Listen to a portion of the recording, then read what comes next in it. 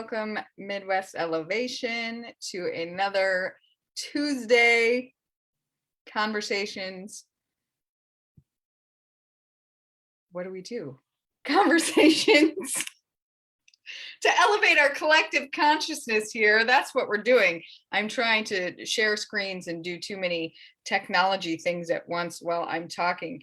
If you are, here we go. New here to Midwest Elevation, let us know in the comments. We are so pleased to have you.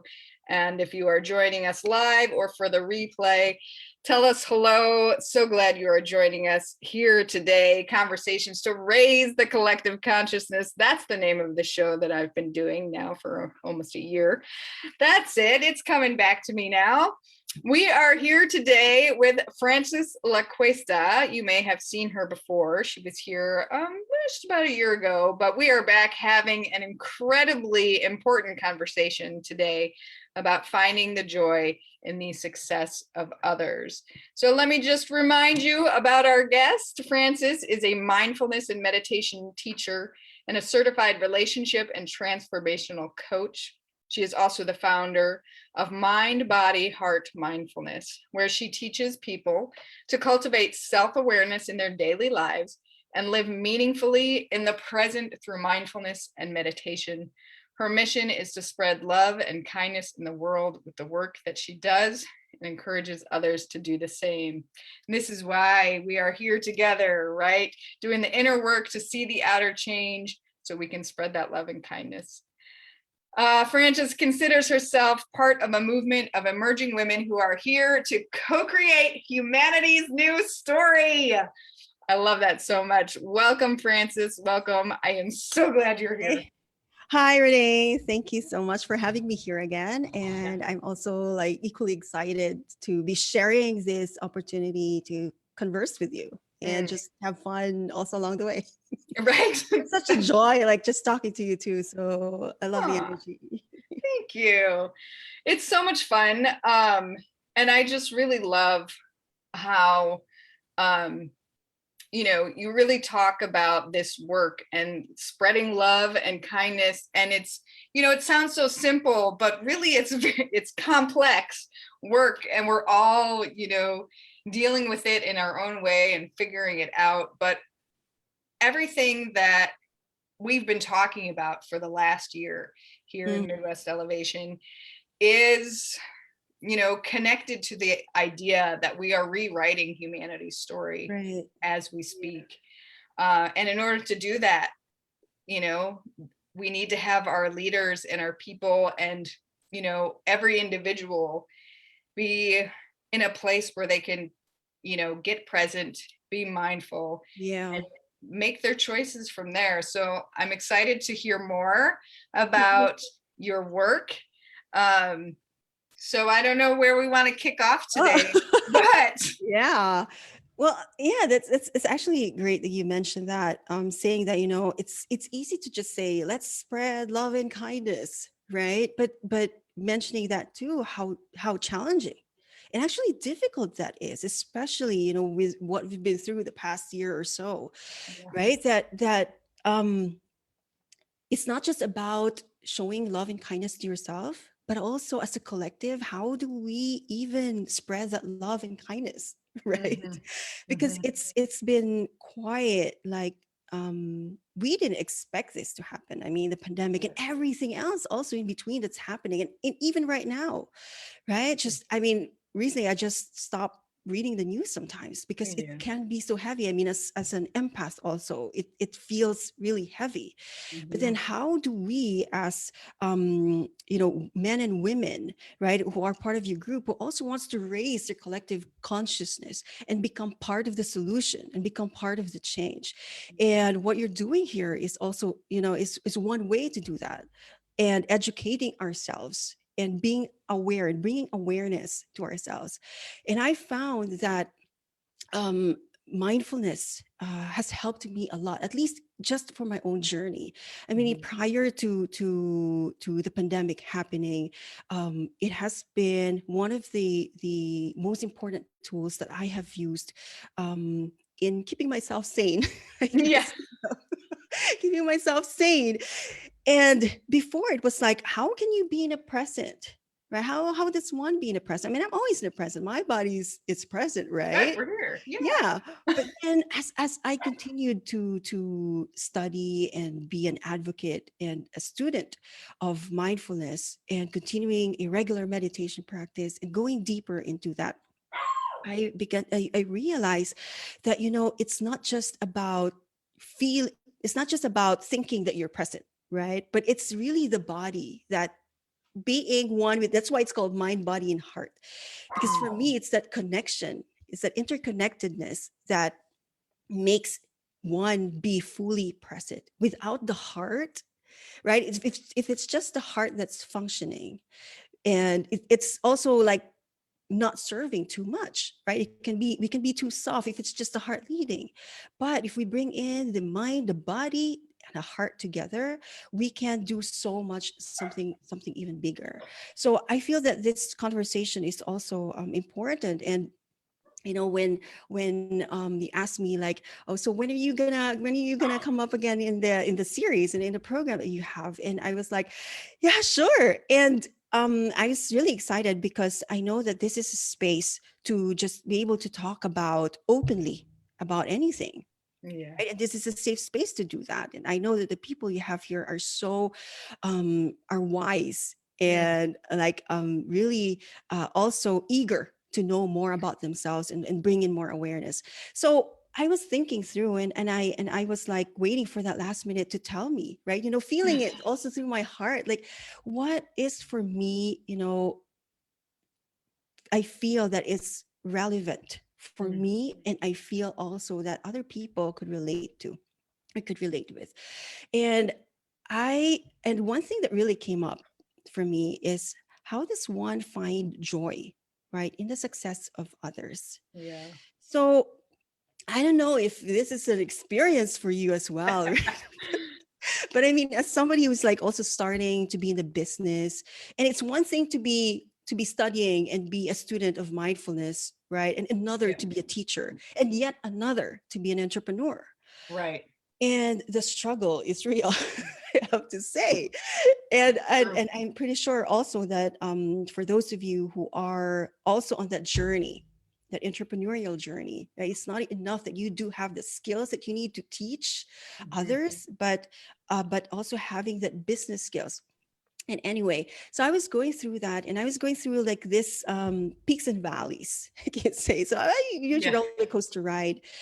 And one of the things that really the feeling that came up to me most of the time was that feeling of like, I want what they have. Yeah. Right? Yeah. I want what these other people are having right now, the success that they have. Mhm. Okay.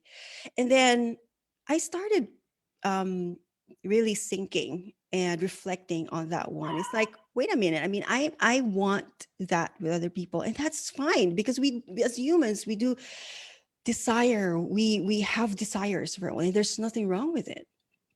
But then I said, but how come that when I do have that, I have this feeling inside me that it's telling me a lot of stories, it's bringing a lot of Yes. stories with it, and they're not good stories. Right. so so I'm like, okay, you know what, I feel that this conversation is important, because maybe, just maybe, not a lot of people know how to counter that, if Yeah. anything, Yeah. right? And what better way to experiment with, I mean, as somebody who, I mean, in mindfulness, it's always about bringing in wonder and curiosity. Right. So I started becoming curious about that, and I've had like some breakdowns, like a lot actually. Like, it's like I don't feel good enough. I don't matter. I'm just not deserving of this Right. kind of success Right. that others do, or I'll never get there. Those Right. kinds of That stories. comparison that leaves you in that space of Exactly. like, oh, well, if I'm not there, am I ever going to be there? And why? Yeah. Yeah, exactly. And Exactly. so it's just like when I do have that conversation with myself, like, okay, I'll never be there. I'll never get to that place where they are, or maybe I don't have it. Maybe I don't have it with me at all. And so it's like asking questions, like, what is it really that I want? Mm. Right? Like, what is it? Because that, my definition of success. What Right. is success for you? And so for a long time, the definition of success for me is really about, I mean, growing up also, in the Philippines, right? So I grew up thinking that in order for me to be successful in life, meaning like have, have money, have car, have a house, Mhm. stuff like that, I have to be in the medical field, I have to be an engineer, I have to be a doctor, so that was an imprint for a long time, and all of those Right. things I don't have. Right. Didn't pursue that path at all. Right. And that's okay. Yeah, and that's okay. And like what you do, like being a rebel. So I was rebelling against that already without me even knowing it. And Yeah. so growing up, but then it's already etched, right? Yeah. I brought that with me. Mm. And so, dissecting success now. Yeah. So for you, it can be different. For me, it's different. For some, it's probably like, especially right now, success could be like, I have 1 million followers on Instagram or Facebook, Right. right? Right. And, or success for me is maybe having a fat paycheck, Right. right? Or a career, like a really thriving Yeah. career in the corporate world, right? So those things. But then it's like, with in that sense, you brought in success as something that is conditioned already for you. Mm. So it's society, your family, like culture, like tradition, religion is Mm-hmm. huge also. Mm-hmm. And if you break that all down and dissect it, like what is success really? Right? Right. So does that mean that if I do not reach that point in my life and I don't have 1 million followers in Facebook, does that make me any less of a person? Yeah. No. Right? So it's the feeling that comes with it and the Yeah. story that brings with it. So that one, and it was like, wait a minute. Right now, what is it exactly do I want to do? What do I want to bring in here? And Mm. what am I standing for? Mm. As a mindfulness teacher, what is it that I'm standing for? Right? So I got into that space, like, that I wanted to just be true to myself and to say, like, Mm. you know what? It's really about spreading love and kindness, and possibly even just, a few people that I can help reduce their suffering in the world, Mm. especially right now. Yeah. And so, Yeah. you know what? After I like deduced that, suddenly all those walls just started to break, and those feelings of insecurities, of being inadequate, just started crumbling down. Mm. And right now, if I lead with that, if I lead with a bigger context, right, the big umbrella of what I'm Mm-hmm. here for, then it becomes more authentic for me, more genuine compared to, of course, like I also want to have like a comfortable life. Right. Right? It comes with it, Right. but leading with the bigger context makes me to be more on purpose. Mm. Mm-hmm. So that's where it's all like coming from. And joy, right? And joy is like versus happiness also. Yeah. Yeah. So joy and happiness together. I initially, I know I was like finding, I think I did like being happy, right? I put it in Mm-hmm. there. Like initially the title that I wanted was just to finding happiness for other people or success of others. But then there is also the connotation about happiness, that it's a state that we have to be in all the time. Right. And not Right. all people can be on that state. And it's No. tiring for some to always be happy, right? I Yeah. mean, I'm not always happy. No, and it's not realistic. I'm not always happy. Sometimes I feel crappy, or like, I'm sad, or I'm like just Right. wow, right? But with joy, joy is like a moment to moment state. Like Mm. it's a feeling that can come, like sometimes it comes in, a flicker, right? Yeah. A flicker Yeah. of joy, a flicker of delight that when you see the sun rise, right? So it's there. Mm-hmm. And it's not like you have to will it. Right. Like, okay, I'll be fine joy right now, or Right. here it is, right? It's like Right. I'm joyful. But it's about noticing that too when it comes and when it arises. So Yeah. it was like, Yeah, it feels so different. Just the word, like the yeah, connotation, the baggage, the feeling, the vibration of joy just feels so different than happy. right. Yeah. Because I think right now a lot of people, and we all want to be happy. It's a Yeah, of state that we course. want to get into all the time. And there are people who are like that. But with right now, right, with a lot of things that's going on, and I don't know if you read this article by Adam Grant recently in the New York Times, and he said that the word for 2021, if 2020 is grief, Mm, 2021 is about, is the word is languishing. wow. It's like we're not depressed, Right. but we're not also flourishing. But we're Yeah. in the middle, and some of us are languishing. It's like just going Mhm. through, the motions of everyday life, and not anymore like looking forward. Yeah. That there's, yeah, what to look forward to, not to be excited about, some of the things that are coming up, even if we see hope, like, Yeah. it's opening up, Right. right? I mean, Well, even some of those things opening up, you're like, wait a minute, I didn't have to deal with that yeah. this last year. Do I really want it? Like, Do I like, want that part back in my life? yeah. So it's that you don't anymore have that, like, like before, maybe you'd be super excited, but now it's not. Like, wait a minute, maybe it's not, well, so I'm it's so glad you just said that. That for me is like, it's so mind blowing did it because describe you what you do like, and if, but the fact that it's like noticeably kind of how humanity is maybe in this place yeah, currently, which doesn't mean we'll be there forever, right? And it doesn't mean that's right, um but that's so interesting because I've been hearing it more and more too. Um as and I think especially as things begin to open up. yeah, Um yeah, so thank you for, I'm gonna have to yeah, read that article. right, yeah, read that article. It's actually like very, and it did describe exactly what that feeling was, because there's really like moments like, oh no, tomorrow I'm gonna go just work, or it's just the daily grind and Right. all like that, right?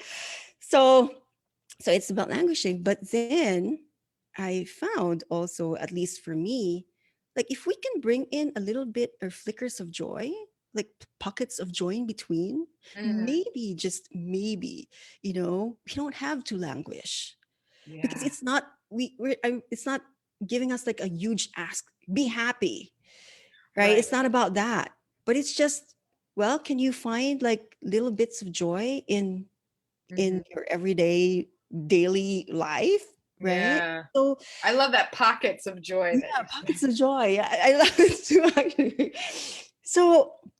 So in mindfulness, there is this there's a practice that's an antidote to joy, Mm, and the Pali word for it is called mudita.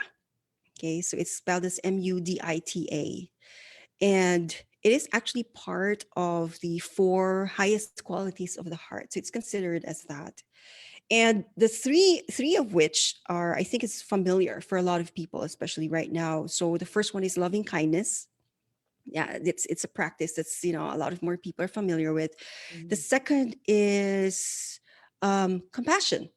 Yeah, mm, so there is this mindful self-compassion courses and classes, and been done a lot of research by Chris Germer, and gosh, I forgot. It's been there, but one of those other researchers that really made it popular. And then the third one is this mudita, or it's also referred to as appreciative joy. And hmm. it's also called sympathetic joy. Oh, love it. So The fourth one is called equanimity. And this is also one of those practices that receiving a bit more attention. Mm-hmm. But this appreciative joy is not receiving as much attention. You Yeah. know, there's not a lot of research done by it and all that. But the thing is, it's also one of the most challenging to practice Mm. because it's not easy for us to really just be genuinely feeling joyful and happy for someone else's happiness. Mm. So when a friend of yours, a family member, even like a relative comes to you and gives you this really good news, right? That he or she like receives like a windfall, like good fortune. And of course the initial reaction would be, "Oh my gosh, I'm so happy for you." Right? Right. But then maybe there's that feeling a little bit like, how come it doesn't happen to me? You know? Yeah. Like, how come it didn't happen to me? I mean, I'm a good person. I feel like I deserve that too. Mm. That's something that should happen to me.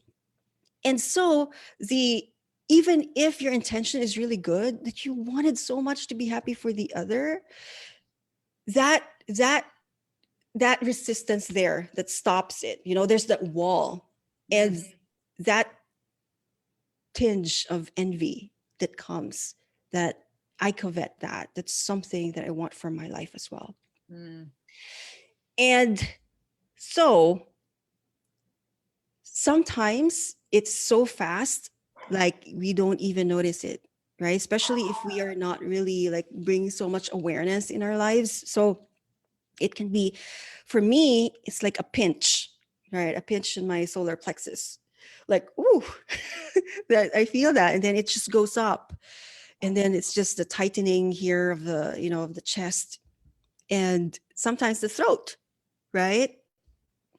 And then it start to like, if this is open, it's like collapsing into that state, Yeah. Yeah. right? And if we are not conscious, it's really fast. Mm. Like that feeling of like, ugh, like, it's just an ugly feeling. Right? Yeah. So with that, how do we counter that, right? Mhm. So this practice of just bringing appreciative joy in in that certain experience or situation can be an antidote to a Mm. form of envy. And a question is like, how come it's not easy for us to also be happy for others, right? Yeah. It tells us also so much about who we think we are. So again, it's the stories that we bring in that also puts us in that place.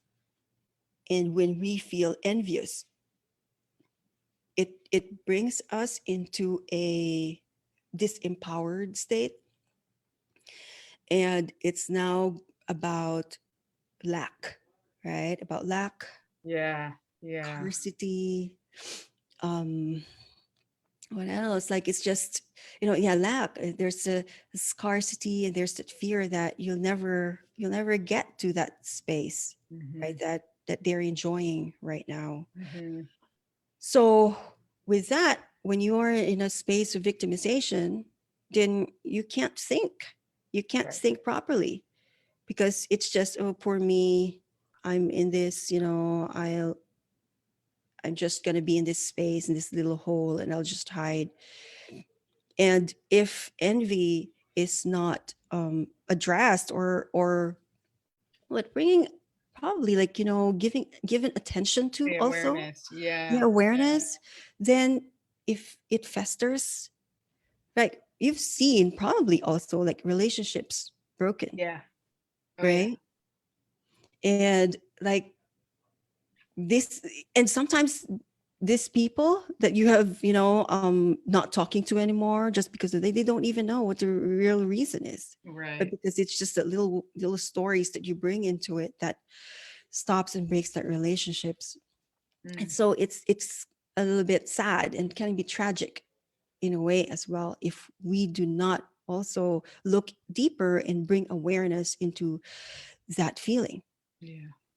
So it's yeah, it's bringing in all of those highest qualities. Actually, it's loving kindness, right? It's also bringing loving kindness, compassion to yourself, that an acknowledgement that, hey, it's okay, Yeah. right, to feel that, because you want that too. And yes, because why not, Right. right? You Right. deserve that the same way. Right. And bringing in that that appreciative joy at the same Mhm. time of allowing and giving space for joy to arise and to grow, Mm, because we I want to love give room for that that. to come. You don't want to just like, hey, joy. I Yeah. mean, it's not making it easy. But you want to nurture and give space at it, because maybe at some point, sometimes it's really just difficult, Right. Right. right? It Especially is. if you're really in that dark space, and Yeah. If all the other things are sort of weighing down, then it makes it harder to feel yeah, that appreciative joy and the piece of, well, I love your work. I love what you are able to teach people and show people kind of the way out of that, the me filter, the poor me, um, the victim stance, and really being able to, and that's kind of what we were saying at the beginning, right, to spread love and loving kindness. kindness. And it's Yeah, not always easy because we're dealing with our own crap. exactly. Yeah, And so as it comes up, being aware and being mindful, and I love how you said, it's all three things: connecting the mind, the body, the mhm. heart. Because that's really the strength of the work, is Yeah. all those things put together.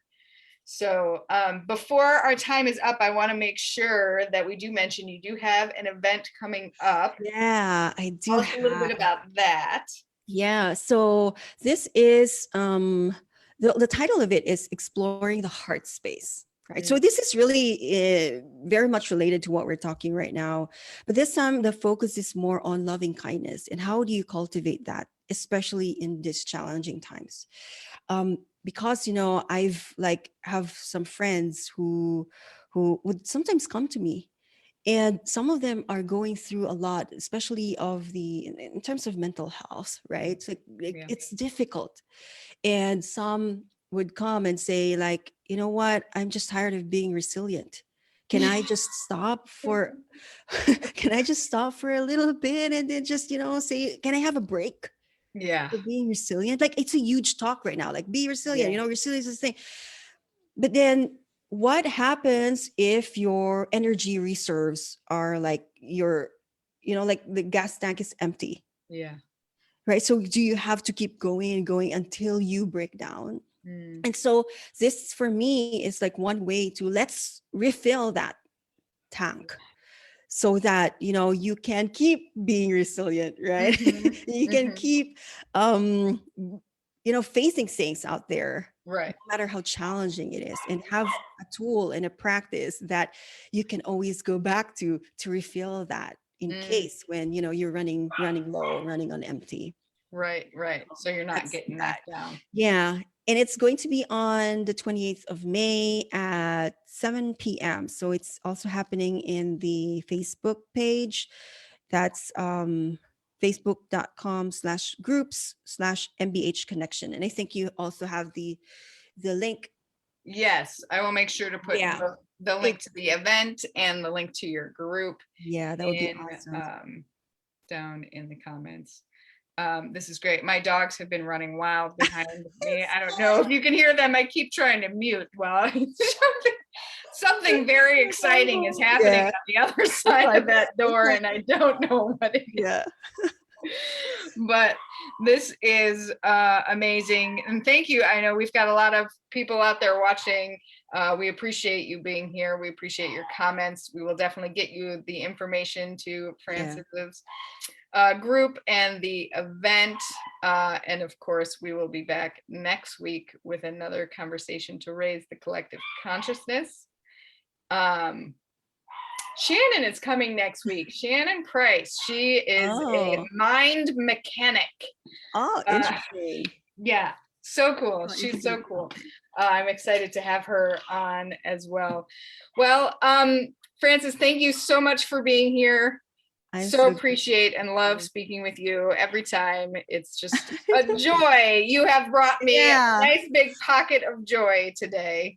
So thank you. I'm so grateful for this opportunity. So just bring in, appreciation, I guess, for yourself, then bringing in gratitude, and maybe you can also spread it to others when you have it on your own or yourself.